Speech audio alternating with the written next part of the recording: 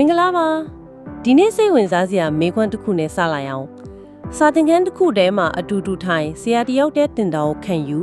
စာမေးဝေတွေအတူတူဖြေခဲ့ကြပါမယ်လေအရွယ်ရောက်လာတော့ဘဝတွေကဘာလို့ဒီတော့တောင်ကွာသွားရတာလဲအဲ့ဒါတော်တော်လေးနဲ့တဲ့မေကွန်းပဲဟုတ်တယ်မလားတချို့တငယ်ချင်းတွေကဆရာဝန်ကြီးတွေလုပ်ငန်းရှင်တွေဖြစ်နေချင်းမှာတချို့ကြတော့ရုံးကန်နေရစေတချို့ဆိုလုံးဝအဆက်အသွယ်တော့ပြတ်သွားတာမျိုးတွေရှိတယ်လေမမပဲကျွန်တော်တို့လေးစားကြည့်ထားတဲ့အချက်လက်တွေရာဆိုရင်အဲ့ဒီကွာခြားမှုတွေရဲ့အရင်ခန်းအကြောင်းတရားတွေရှိနေတယ်အဓိကတစ်ခုက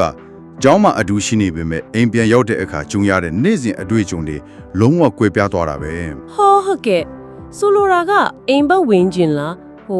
အိမ်မှာနှွေးထွေးမှုရှိတာအားပေးစကားကြားရတာနဲ့ဟိုဘက်မှာကြတင်းမာမှုတွေဖိအားတွေများတာအဲ့လိုမျိုးလားအတဲ့ကြပဲတချို့အိမ်ကခလေးအတွက်အေးချမ်းတယ်နားခိုရပေါ့တချို့အတွက်ကျတော့စိတ်ဖီးစီးမှုတွေရဲ့ပယိုးချက်လို့ကျင်နေတတ်တယ်စာဝတ်နေရေးအခြေအနေကတော့အဲ့ဒါလည်းပါမှာပေါ့နော်ပူပန်စရာမလိုတဲ့ကလေးနဲ့လက်လွတ်လက်စားမိပါရဲ့ကလေးနဲ့တိချပေါ့ပါတယ်စာဝတ်နေရေးအတွက်နေ့စဉ်ရုန်းကန်နေရတာနဲ့အဲ့ဒီဘက်ကိုစိတ်ပူစရာမလိုတာနဲ့က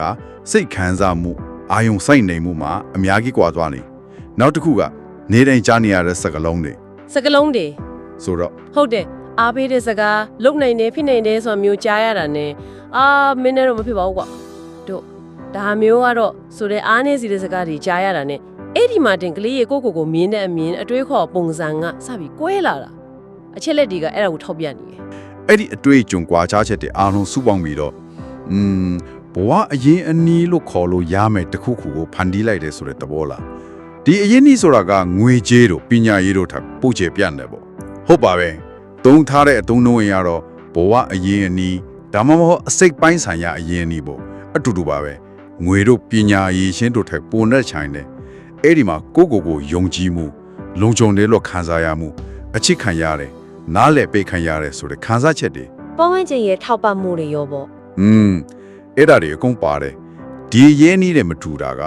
ဘဝပြေးလမ်းဖို့စထွက်ကလေးကတချို့ကိုရှေ့နေရောက်စေပြီးတချို့ကိုအနောက်မှာနည်းကြံနေစေတယ်အစပြူအမလို့ဖြစ်သွားစေတယ်လို့ဆိုနိုင်မှထင်တယ်ဒါဆိုစာတင်ခင်းထဲအတူတူရှိနေတာတောင်းမှာအတွင်းစိတ်ကပါကမထူနိုင်ဘူးပေါ့တချို့ကဆရာရှင်းပြတာကိုအာယုံစိုက်နေချိန်မှာတချို့ကလေးတွေကအိမ်ကပြဿနာတွေငွေရေးကြေးရေးမိဘအဆင်မပြေတာတွေခေါင်းထဲရောက်နေနိုင်တာပေါ့ဟုတ်တယ်အဲ့ဒီစိုးရင်ပူပန်မှုလေးကလေအာယုံစူးစိုက်နိုင်ဆိုရင်ကိုတိုက်လျှော့ကြစေတယ်သိကြတယ်ပြီးတော့ကိုယုံကြည်မှုနည်းစေတယ်တင်ယူခြင်းစိတ်ကြိုးစားခြင်းစိတ်ကိုပါတိတာကြသွားစေနိုင်တယ်အဲ့ဒါကကိုတန်မိုးထားမှု self worth ပေါ့နော်အဲ့ဒါတိဆောက်ပုံနဲ့လဲဆိုင်သွားပြီလားတိုင်းရိုက်ဆက်နေပါတယ်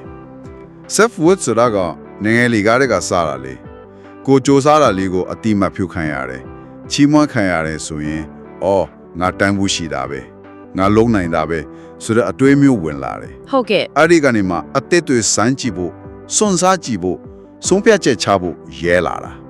တွေ့ပြောင်းပြန်နေကြတော့အမြဲတမ်းလိုက်ရှင်ခံရတယ်အပြစ်တင်ခံရတယ်ဆိုရင်ကိုညံ့တယ်လို့ထင်လားရောအဲ့ဒါပဲငါကမတော်ဘူးငါကညံ့တယ်ဆိုတဲ့စိတ်ကဆွဲသွားပြီးတော့အိမ်မက်တွေမှတ်ဖို့တောင်းမရဲတော့ဘူးတခုစဖို့ဝင်လေးသွားရော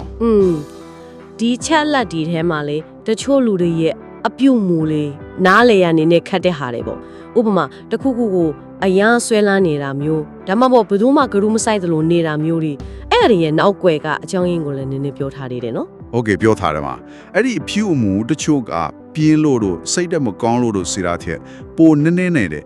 အတိတ်မှာကြုံခဲ့ရတဲ့စိတ်တန်ရာတွေမပြေလည်သေးတဲ့နာကျင်မှုတွေကနေလွတ်မြောက်ဖို့မတိစိတ်ကအလိုလိုဖန်တီးလိုက်တဲ့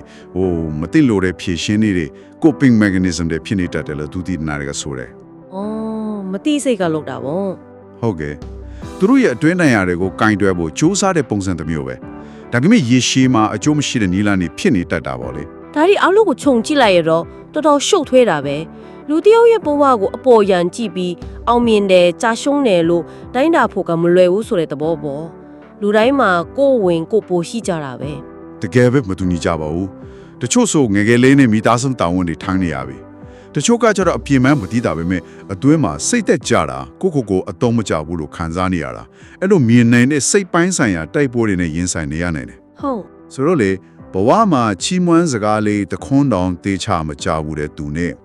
အမားလုံးမြင်တော့ ရတယ်ကွာပြန်ကြိုးစားလို့ပြောပြီးထူမဲ့သူရှိတဲ့ပတ်ဝန်းကျင်မှာကြီးပြင်းလာတဲ့သူနဲ့တော့အရင်နီးချင်းတအားကွာသွားပြီပေါ့ တကယ်ကွာပါတယ်ဒီချက်လက်တွေဒီဆွေးနွေးမှုကနေကျမတို့အဓိကရယူနိုင်မယ်တင်ကန်းစာကပြတ်ဖြစ်မယ်ထင်လဲအတိတ်ကိုတော့ပြန်ပြောင်းလို့မရဘူးပေါ့လေဒါပေမဲ့ဒီလိုတိလာခြင်းအပြင်ကျမတို့ရဲ့အမြင်ကိုပြောင်းလဲလို့ရနိုင်မလား အဓိကကတော့လေကိုဘဝအတိတ်ကြောင့်မို့ရောတခြားသူတွေရဲ့ဘဝနောက်ခံအခြေအနေတွေကိုပါပို့ပြီးတော့နားလည်မှုစာနာမှုနဲ့ကြည်တက်လာဖို့ပါပဲကိုဘလို့အခက်ခဲတွေကြားကနေရုန်းကန်ပြီးဒီအခြေအနေရောက်လာတယ်ဆိုတာကိုယ်တိုင်သဘောပေါက်နားလည်ခြင်းကလည်းအောင်မြင်မှုတစ်မျိုးပဲနော်လူတွေတတ်မှတ်တဲ့အောင်မြင်မှုတွေရတာလောက်နီးနီးအရေးပါနိုင်တယ် ဟုတ်ကဲ့ကိုအတီးမပြုံမှုပေါ့ အဲ့ဒီတော့ဒီဆွေးနွေးမှုကလူတစ်ယောက်ကိုညင်နေရတဲ့အပေါ်ယံရက်လက်လေးဒီနဲ့စက်သက်နဲ့ကြည်ဒီအကဲဖြတ်တံပိုးဖြတ်တာမျိုးမလုတ်ခင်မှာခဏလီရက်ပြီးတော့အော်သူ့နောက်ွယ်မှာဘာလို့ရှိနေမလဲဆိုတာမျိုးတွေးကြည့်စေခြင်းတဲ့သဘောပါပဲ အဲ့ဒီမှာစာစုထဲကစာကြောင်းလေးတစ်ကြောင်းရန်တတိထားမိတယ်တချို့လူတွေအတွက်နေ့စဉ်ဘဝမှာအသက်ဆက်ရှင်တန်နေနိုင်ဖို့ဆိုတာကကိုသူတို့ရဲ့စွမ်းရည်အလုံးကိုသုံးနေရတာအဲ့လိုရှင်တန်နိုင်စွမ်းရှိနေခြင်းကိုကအင်မတန်တတိရှိရရုပ်သေးတယ်တကယ်စဉ်းစားစရာပဲနော် ဟုတ်ပါတယ်ဒီကစဉ်းစားစရာပါဒီတော့အဆုံးသတ်အနေနဲ့တွေးစရာလေးတစ်ခုထပ်ပေးချင်ပါလေဒီလိုနောက်ွယ်ကအကြောင်းတရားတွေမမြင်နိုင်တဲ့ဘဝရင်းနှီးတွေတယောက်ချင်းစီရဲ့မတူညီတဲ့ဝန်ထုတ်ဝန်ပိုးတွေကိုပို့ပြီးတော့နားလဲလာပြီဆိုရင်